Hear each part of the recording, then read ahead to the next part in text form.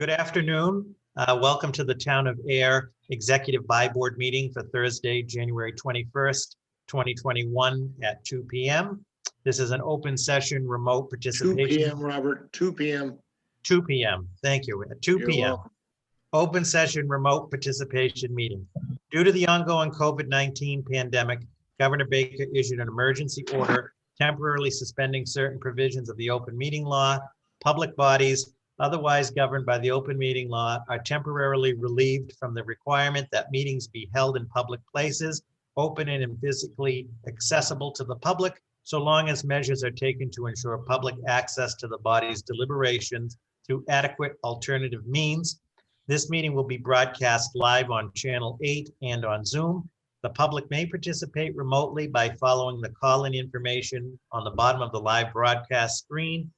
For the Zoom meeting information relating to remote participation, please contact Cindy Knox, IT Director, at cknox@ayer.ma.us or 978-772-8252 prior to the meeting. I will introduce the members of the Executive By Board in accordance with these open meeting law provisions. The By Board consists of Selectman Scott Hood, Mr. Patrick Diamond, Chair of the FinCom, Mr. Mark Smith, Vice Chair of the FinCom, Ms. Lisa Gabri, Finance Manager, Ms. Barbara Tierney, Treasurer and Tax Collector, Ms. Carly Antonellis, Assistant Town Manager, and I'm Robert Pomeran, the Town Manager. The meeting agenda, just for the public's benefit, we've had the call to order. We'll do the approval of the minutes momentarily. We have an FY21 budget update, an FY22 draft number 1 omnibus review and discussion, which Lisa and I will sort of lead the group on some of the topics. A discussion on the proposal for the reserve fund increase for FY22, and then a review discussion of the budget public forum presentation for January 27th, 2021. Any new business, and then scheduling of the next meeting and adjournment. And we are going to use a series of shared screens as well. Those documents from the shared screens will be available under the budget page on the town's website or through request through my office as well for the public's benefit. So with that, the minutes, we're looking the approval of previous meetings from December 10th, 2020. Barbara did point out a couple of typos that we'll fix on page 2. 2 towards the bottom, it should be discussion on first budget public information. And there was another one under FY22 budget preparation where it should say from last year instead of less year. So 2 typos there. Are there any other edits or questions on those meeting minutes? Nope. I don't have any. Thank you. Okay. So Barbara did a good job of cleaning them up. So we'd be looking for a motion. I will make a motion that we approve the minutes of December 10th. Second. Motion made by Pat Diamond, seconded by Carly Antonellis. Roll call, Barbara Tierney, Aye. Carly Antonellis, Aye. Lisa Gabri, Scott Hood, Aye. Pat Diamond, Aye. Mark Smith. Aye. It is unanimous by roll call. The next item on the FY21 budget update, the budget we're on now, just real briefly.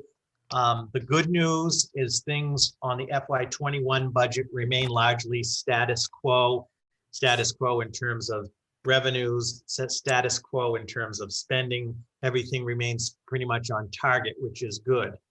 One thing that Lisa continues to remind me of, and we want to just remind this group of, as we're moving through getting CARES reimbursement funds, so through the CARES Act, COVID-related expenses are reimbursable. That process, which Lisa's been the point on, involves going through both MEMA and the CARES program. We are looking to get as much of the reimbursement as possible, and it looks pretty good. She does just want to caution that as we move forward, there is a chance that there could be some what we believe are COVID-19 reimbursable expenses. There could be some that ultimately are not reimbursable. And if that is the case, then we'll need to have a discussion, whether it's the buy board, the select board, and the FinCom about funding for those. The good news is we don't see that yet at this time. Lisa has done a great job sort of being proactive with DOR to get sort of, if you will, pre-approval. But it's just caution. We don't anticipate this to be a huge issue, but just want to make sure in full disclosure that everybody is aware that though the intent is for full reimbursement, if there is a chance that there is some that isn't, we'll need to discuss a funding mechanism for that. Robert, can I ask what is the magnitude of the exposure here? So the maximum magnitude, the town of Ayer is eligible for up to $711,000 of COVID-19 reimbursables. And that's been extended now through December 31st of 2021. To date, and Lisa, if you want to date, what have we spent of the 711? You're muted. Sorry, the town alone has spent about $177,000. Some of that was overtime related to shift replacements for either exposures or expected questionable exposures. And there was also the $30,000 for the telephone system for the town hall, and also $30,000 for a cot for the fire department, an automated cot. And the schools have each requested around $200,000 each. So and the only thing I've heard back on as far as funding is MEMA has looked at our first application, which I believe was $44,000, and took off about $2,000. The second application is a little bit less because it was a much shorter window. It was only through the middle of November. We do anticipate doing a third application, although I don't know what the deadline is on that yet. So we could be theoretically hitting up against that $711,000 at some point. We hope not to, or we hope that the federal government will possibly put aside more funding for cities and towns. So Pat, Kind of questionable right now, Pat.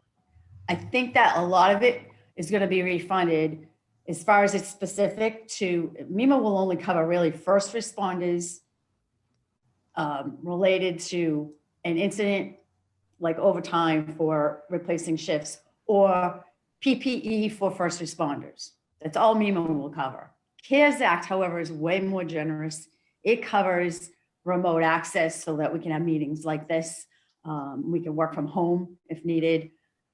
They're much more generous, and that's what you see the schools asking for is monies to cover remote access that's not funded by MEMA, because the schools also have to, and I know the tech school has already applied for MEMA. I think Bill just started applying for it last week, just filling out the application. So it's in progress. I don't have a crystal ball. I mean, I guess our maximum exposure would be the $711,000, but I don't think that's going to happen. I don't know what it will be. I believe that they're all the expenses that we've charged to COVID account should qualify as COVID expenses through the CARES Act at least, because we wouldn't have those expenses unless there was a COVID. Thanks, Lisa. That's good. okay, so again, FY21 remains pretty stable at this time. We'll of course keep everybody updated the minute there's any sort of deviation from that. So the next item is the FY22 draft #1 omnibus budget, which you all have. And again, for the public's benefit, that's under the 2022 budget page under the town manager's page on the town's website. And this was sent to the FinCom and the select board on January 8th per the budget calendar. I did meet with Mr. Diamond and the FinCom on January 13th, which is sort of just a general discussion. And we did the similar with Selectman Hood and the Select Board on January 19th at your meeting. And so what I thought for this afternoon, before we touch upon the actual omnibus budget and any questions or input that you may have. And again, just to stress for everybody's benefit, everybody knows this. It is a draft. It is the first draft. This is a process. There's obviously going to be changes even since the January 8th. Ms. Gabri has identified some lines, as have I, that there are some changes which we'll talk about. But we definitely want to get your input as well. Before we go to the omnibus budget, Ms. Gabri has done a first pass at the revenue projections, and I did send that to everybody today, and we can pull that up on the screen.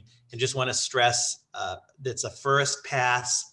It's very conservative. Lisa and I would appreciate any input, thoughts, suggestions, and so here it comes up on the screen. And I'm going to turn it over to Lisa to sort of just give a general overview and hit upon some of the key points. And then let's hear from folks on next steps. So Lisa, go ahead. Okay, so the first thing I did was assumed a 10% reduction in state aid. I don't have anywhere that I'm getting. I can't reference anything that says that for you. I just thought that the worst case scenario is possibly a 10% cut in state aid.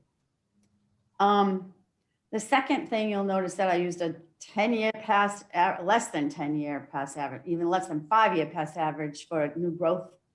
So I have it in at 500,000. Oftentimes the taxes will come in at 350 and then they will ultimately bump it up. So we'll have to wait and see what they, what information they give us. You'll notice that on the debt exclusion overrides, yes, there's money that we collect in the taxes, but we also pay it out. But you will note that, you should note that we're paying off the town hall renovations this year and the solid waste landfill finally. So that portion of our debt exclusion has dropped about $221,000. I do anticipate this debt exclusion for the schools has also dropped a little, but I don't have that information yet until they give us their budget presentation. Local receipts.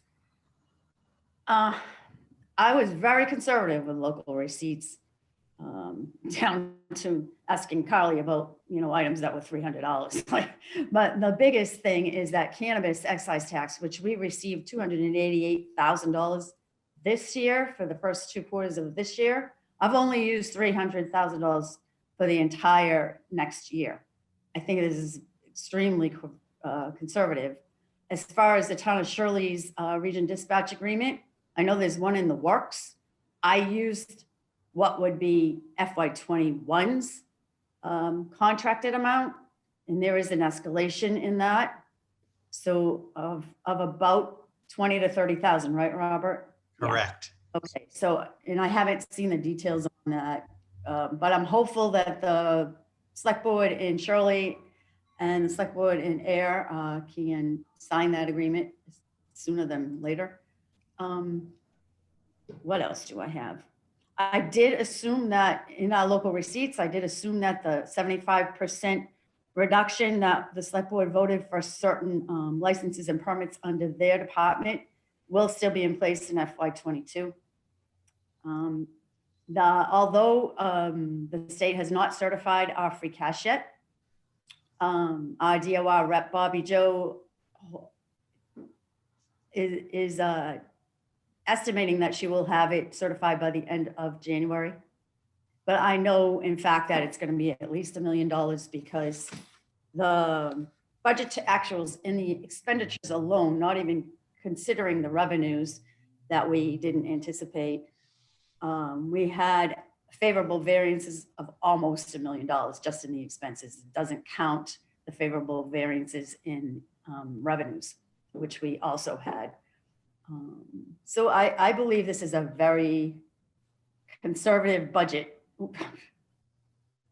First pass, I'm hopeful that it will increase as time goes on and as we get more information. Does anyone have any questions? So I would just like to add, so on the regional dispatch agreement, the plan is for it to be before the Air Select Board at the February 2nd meeting, and conversely, February 1st at the Shirley Select Board. That number in terms of the revenue amount, as Lisa pointed out, will actually be higher than the 145. There's an escalator for FY22 and for FY23. So we'll have more information, and that sort of the goal is to have that finalized on February the 3rd. One of the other things Lisa and I was talking about this morning, we sort of will use these projections for the purposes of Wednesday's first public forum, and will of course stress that they are very conservative and that there are, as in every year, some variables or variances within that. But are there any other questions or concerns or thoughts on any of the information? And I know we're just talking about it now, so as you digest it over the next couple days as well, please send me any input as well. Robert, I just had a quick question for Lisa on the cannabis excise tax. Yes. What did you use like for your? Did you use like this whole past year, even though they were closed for COVID, or did you take that into consideration? I wasn't really sure what to use, Carly, because just for those reasons, they were closed for a while. Could they close again? Who knows? They could close again. Right. It looks like the town will be getting over $500,000 in cannabis excise taxes each year. Kudos to us. Yeah.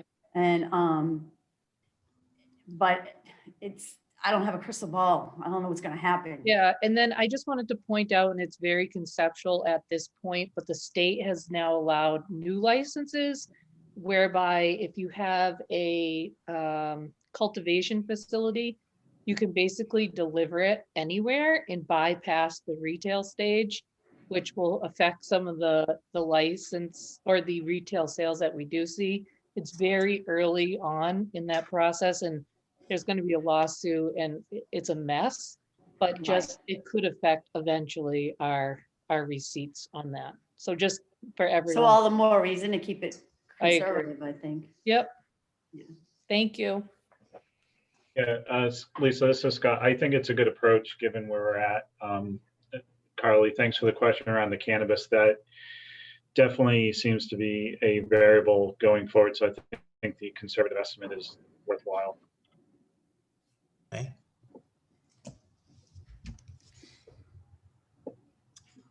Okay, any other initial questions, concerns, comments on the initial revenue projections?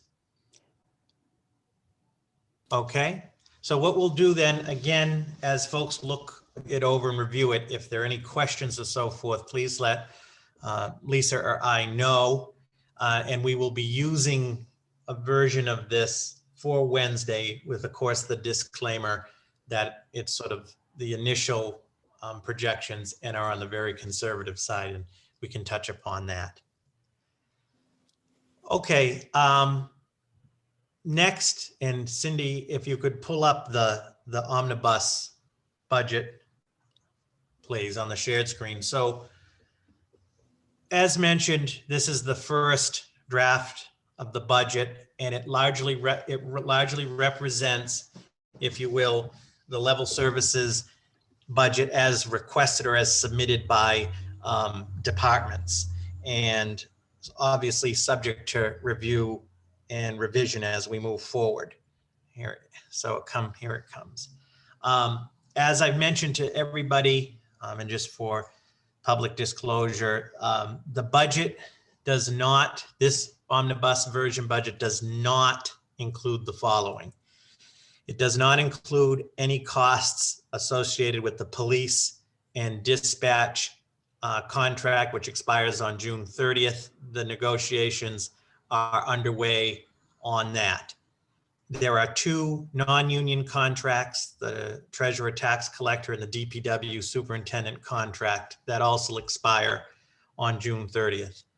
It does not include any COLA recommendation for non-union and elected officials.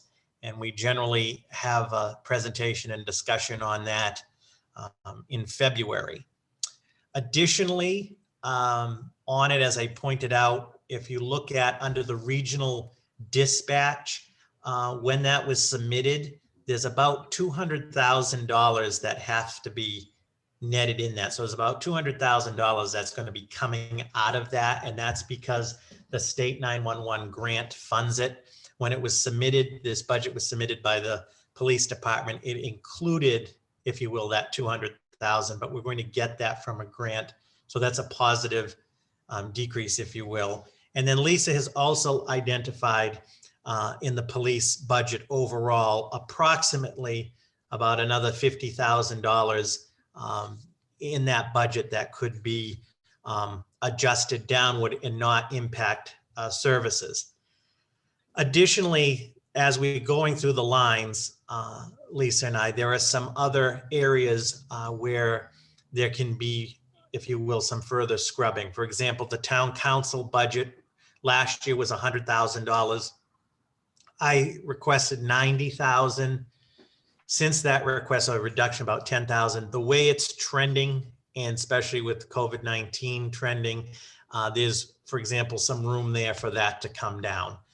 And that's what we're actively looking for to identify is reductions or adjustments that have minimal impact on services. So there are two things before we get to any input that you may have. There are two things Lisa and I would like to get some direction on, and we sort of raised some of this at the FinCom and maybe at the select board. The first is the budget that's before you is the same format that we've done every year. And of course, every year we've not had the COVID-19 issue. The question is, there are some departments that have been significantly, I'm trying to scroll down. There are some departments that have been significantly impacted by COVID-19. It's not a reflection of the departments, it's the nature of the pandemic. Specifically, the Council on Aging, Parks and Recreation, and the library have had, and all three departments continue to be proactive and innovative in this, but they've been negatively impacted from COVID. For example, the beach did not open, Parks and Rec, the beach did not open in the spring and so forth. And I'm sorry, I'm just trying to, the scrolling is to where? The Parks is the first one to be 0610. 06? 0610. No, that's the library, I'm sorry. Hang on, I'm trying to find. They're all in the 600. No, actually, Bear with me, folks, I'm sorry. Council on Aging would be first. 015. Do you want me to do it, Robert? Can I do this? Park Department's on line 597. Thank you. Lisa, Thank I'm you, turning Scott. over to you. Can you put Lisa in the driver's seat? I sure will. All right. Oh, Everybody. boy. So while we're getting that set up, what we want to show you is there are two ways that we can move forward with this budget. One way is to just fund everything in the budget, show everything in the budget as we move forward. That's the sort of standard what we're all used to. Okay, like, so here's the parks budget. Sorry. I was looking for COA first. Okay, you can do, that's, okay. There we Council- go. Here's COA. Okay. So on the Council on Aging budget, as you see it here, there's an $87,000 reduction. It's a considerable reduction. Now, I want to point out that there are two positions in here not related to COVID-19, but related to other efficiencies in service in program scope that the director and Lisa met on that are going to be taken out of the budget. And we can talk about that in more detail. So there is a reduction of some personnel in there, but there's also, as Lisa can explain, reductions that were taken out under the assumption that these services won't be able to happen during the budget. And so the thought was, so you see, for the sake of argument, there's the 87,000. The thought is, and this ties into our recommendation of increasing the reserve fund. If on some of these things that most likely may not be able to initially happen, we could remove the specific amount from the budget and put it, if you will, internally in the reserve fund, under the assumption that once the service or the program can happen, or once COVID ends, we could fund it from the reserve. The benefit of that, if you will, is really I'm going to call it an optical benefit for town meeting. In other words, at town meeting, if folks ask, well, why are we funding X if it may not happen or so forth, you could reduce it with the understanding when we can do it, we'll take it from the reserve fund. Now, that's not the only reason we're asking to increase the reserve fund to 300,000. The main reason to increase the reserve fund is the uncertainty that remains with COVID-19. And we'll get to that point in a minute. What are folks' thoughts? I know in meeting with the FinCom after we talked through it was partial towards, and I'm leaning this way as well, of just showing the budget as we always do. In other words, fund these things and then deal with it as we come. Or the alternative is we could remove them from the budget and put them in the reserve fund. Hey, Robert, this is Scott. Yep. So this question came up years and years ago. Okay. And at the time, so DOR has the restriction on the reserve fund transfer that has to be unforeseen.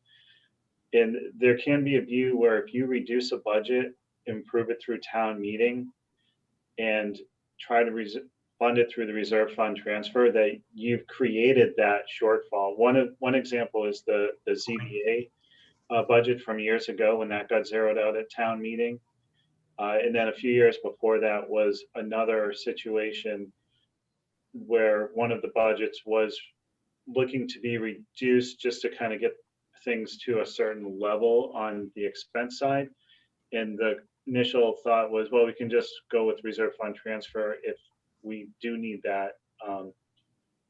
So I would kind of caution against stripping everything out on Council on Aging. I'm more of a advocate to just fund everything as going forward, like as normal, and hoping that maybe since this budget will begin on July 1st, that things will be semi-normal so that we can have some of the programs available. Agreed. And actually, that's a good point, Scott. I didn't think of it quite that way, but it's true. As everyone knows, the reserve fund is either unforeseen or extraordinary situation, but in a way, you could be looking at that. It was sort of foreseen. Other thoughts? I think in the FinCom, I know at that meeting too, as we talked about it, it was looking in the direction of sort of funding everything and moving forward, and obviously explaining to town meeting that. And obviously, if certain things can't happen, it won't be, spent. Seems to be the way to go, but we just wanted to make sure that we had the discussion with you all and get any thoughts on that. And so on that COA budget, for example, that you just saw, then there would be some funding going back into that. In other words, some of that reduction was, and we sort of did this just as an experiment at this level, some of that 87,000 would go back in, if you will. But there is a reduction based within that budget as well, not related to COVID. And the other one, Lisa, as if you go to the parks, is another good one to illustrate it. And we did meet, Lisa and I, with the chair of the Parks Commission and the Parks and Rec Director, and had the same discussion. So here we left it in just, so lifeguard wages, you'll see is 45,828. Now last year, this past spring, they did not open the waterfront because of COVID-19 concerns. So again, we would leave this in for this budget, explaining, the budget goes into effect July 1st. Hopefully the beach will be able to open or open at some point, and just leave it, as opposed to taking this 45,000 out, if you will. Could I just interject for 1 minute? I do agree with Scott about his unforeseen, and I just wasn't thinking about it that way. Me too. I wasn't thinking of it either. I So, agree. but I think it is a better option to fully fund. Mhm. And now I just lost my train of thought. Oh, man. And if it doesn't get spent, that's my thought. Just like this year, FY '21, we haven't had to say like we couldn't have the fireworks. We can't go to training. So a lot of expenses, even the overtime to some extent, seems less than it usually is. So there will be some impacts to free cash. So anything we don't spend, we'll just go close to free cash. It's not a bad thing. Mhm. Yeah, I understand the optics around particularly like Council on Aging and Parks Department, but I think part of the message needs to be that there is a lot of unknown as we get into the second half of 2021, which is when this budget will begin. Mhm. So we need to be prepared in the event that things do return to normal, that we can go back to providing the necessary services as before. Agreed. Okay. Okay. So it seems, not only from this conversation, but when the Finance Committee on the 13th, when they met, it seems that I think it's in our best interest, and there seems to be consensus to proceed with the budget fully funded, and not reduce these items at this point. So Right. unless there's objection, we'll move in that direction. Which then ties into the second point, and I know I've talked to the select board on the 19th and the FinCom on the 13th, and the issue of, in the interest of time, I don't want to spend a lot of time on it because we've already talked about it. But the recommendation, which has seemed to be favorably received, there's been no formal vote taken, is to increase the reserve fund from 150,000 to 300,000 for FY22 due to the COVID-19 pandemic. Again, I think this is more of a policy of being proactive and a safeguard. Hopefully, and you have with you, it's one of the other attachments we don't need to pull up, Cindy, we'll keep the budget up, but you have, if you look at the 5-year history Lisa prepared on the reserve fund, 150 has seemed to be a pretty good number. We've pretty much have come in on target or slightly below over the last 5 years. Hopefully, when we're doing the FY23 budget a year from now, it'd be awesome. We'd be back in a position, maybe we go back to the 150, but we just feel strongly, based on all of the uncertainty, that I think it's in the best interest to increase it to 300,000. Now, as Lisa pointed out, and as all of you know, I mean, obviously there's the stabilization account. There are other reserves and procedures in place, other reserves for, larger or catastrophic things. But we just think on the reserve fund, that increase would be prudent. Any questions on that? And we will touch upon that at the public forum on Wednesday. We'll probably have a slide for that, just in full disclosure, so people understand what the reserve fund is, what it isn't, because I think a lot of times that nasty phrase slush fund gets used. People need to understand there's a good system of controls on that, there's the BOS. In many cases, in many cases, the select board has to vote and the FinCom. In the elected case, it's, just the FinCom, as well as the criteria as to what can be done and not. So any concerns on that? And again, we're not, at this point, we don't need necessarily a formal vote, but okay. So we're gonna move forward on the, it's not etched in stone, on the 300,000, and we'll have a slide within the presentation. We'll touch upon it on Wednesday for the public's benefit as well. So we come back to, if you will, the omnibus budget real quick, and we're going to touch upon this obviously on Wednesday as well, specifically, you know, some of the drivers and so forth. If you look at it, it's largely level service budget. The drivers are the personnel, the contractual personnel costs of the largest driver.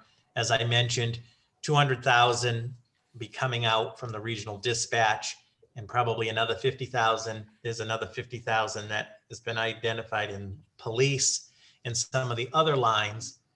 Are there other initial thoughts, reactions, comments, concerns?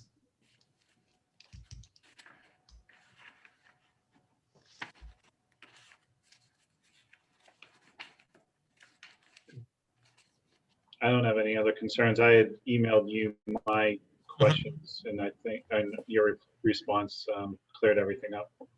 Okay. Thank you. Okay. So as we move forward with this, and as I mentioned, everything will be clearly labeled as we go through the different drafts. If you have any questions, any suggestions, ideas, let Lisa and I know. If you get questions from the public or so forth, send them our way, and would be happy to. We want everybody to have the information, have the accurate information. We want everybody's, you know, questions to get answered as well. So with that, lastly, as I mentioned, of the overall budget process, in terms of next steps, the middle of February, we will have the health insurance numbers. Kevin has a 12% increase in the health insurance on the budget. We're optimistic that it won't be 12%. We'll keep you posted, so there's another opportunity. Dr. Malone and the school committee on February 9th will present to the joint meeting the school budget. Dr. Pigeon from the Neshoba Valley Technical High School on February 5th they'll release their budget. There is a chance that that assessment might increase some due to increased enrollment, but we'll have more information. So those are two other bigger pieces of the overall budget.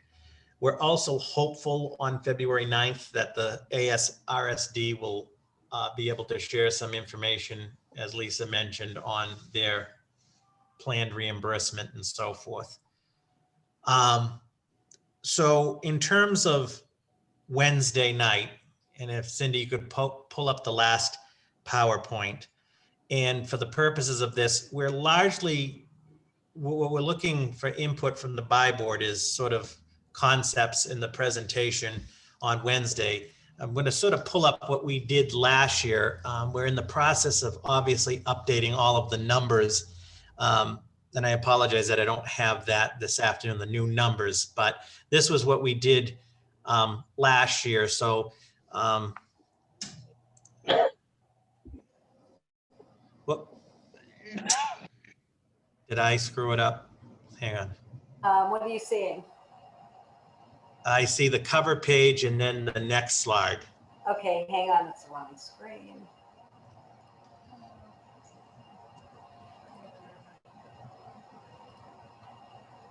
Slideshow. Is that better? Yep. And then can I turn it, or who's got control? I can give it to whomever, or I can do it. All right. If you turn it over to me, I can turn it. Okay. You got it. And where do I press for that? Just use your arrows, forward and backward arrows.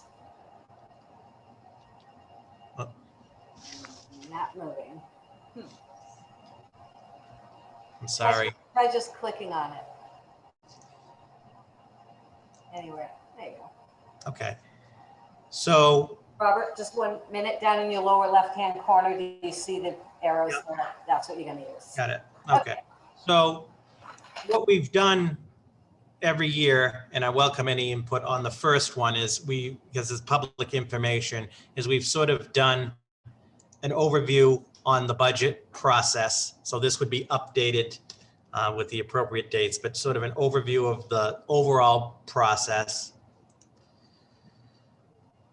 Looking at some of our successes, you know, our free cash, stabilization, so forth. Again, some of our other successes. Looking at the free cash history, talking a little bit about that. Same with the stabilization fund balance, capital stabilization. Do an omnibus sort of overview, again, sort of a higher level of what the budget's at, the increase at that time, some of the highlights we just talked about, some of the building blocks yet to be put in place.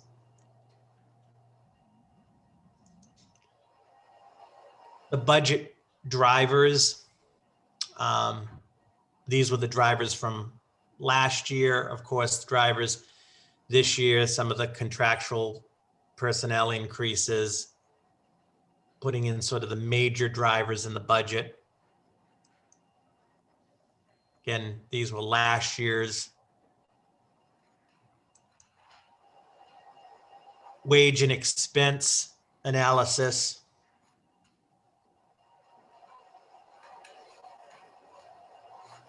New items in the omnibus budget. Unlike last year, there's actually fewer, but we would identify those items so the public understands you know, what those are, and those are usually also generate questions. Of course, a revenue overview and what we talked about, we'd largely be using the revenues that you have, obviously with the caveat to folks, it is a process. There are variables. It's a very conservative approach. Next steps in the process leading up to the, you know, the next forum.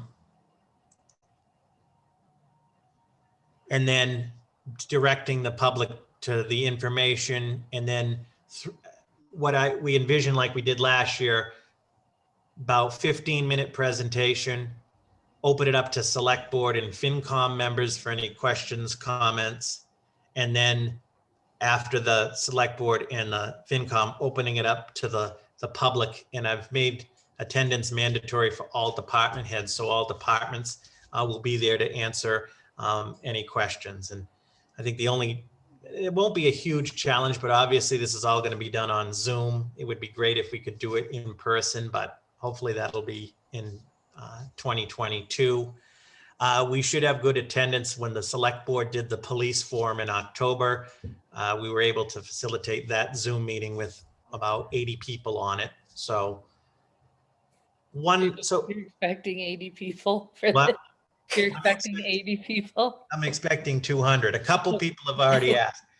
So I'll give you and Carly will make it obviously have a little bit of a different look from last year. Conceptually, I think this is a good approach. The things that I probably would add, and when I say add, is probably a slide for each of these. May do a slide after the budget process part, just on COVID-19 and the budget. Maybe show, you know, the CARES fund ceiling, how much we've accessed, because a lot of folks tend to ask, what has been the impact of COVID on the budget? And fortunately, it hasn't been huge, knock on wood, but maybe a slide on that. I also think we should have a slide on the stabilization fund. On the reserve fund, like we've talked about, because the question will come up at town meeting, and people are thinking that, in other words, oh, we're in this pandemic. What about reserves? How does that work? So I think we should have a slide on the reserve fund proposal. other things that folks would like to see or not see, or things that we should bring up, not bring up?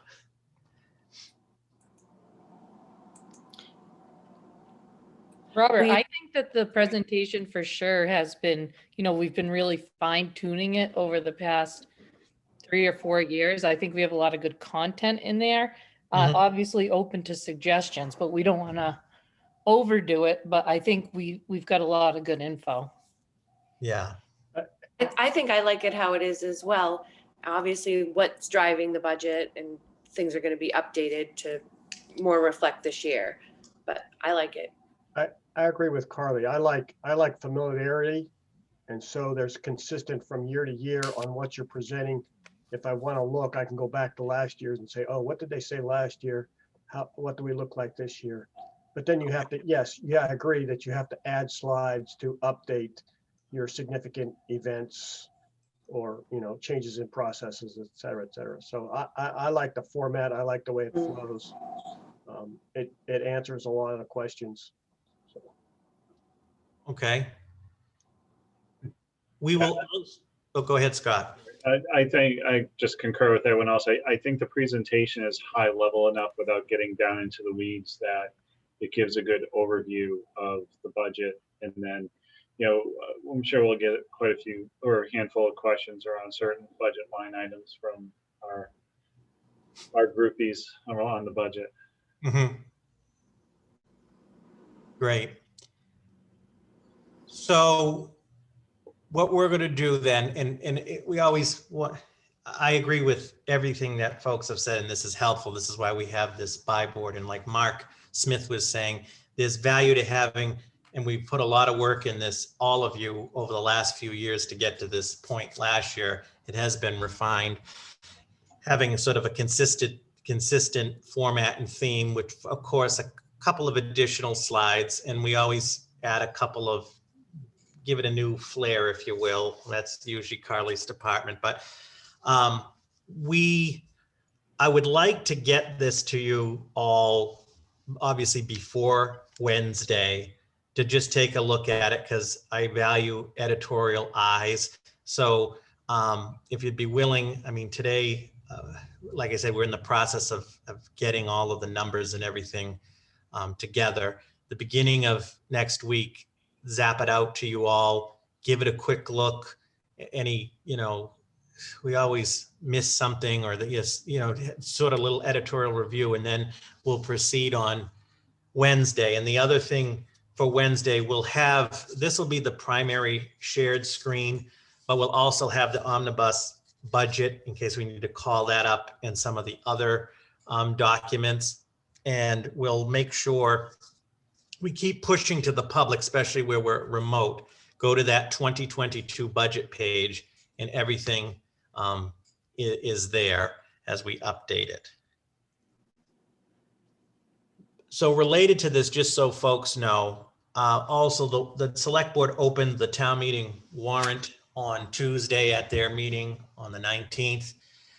And so that process is underway.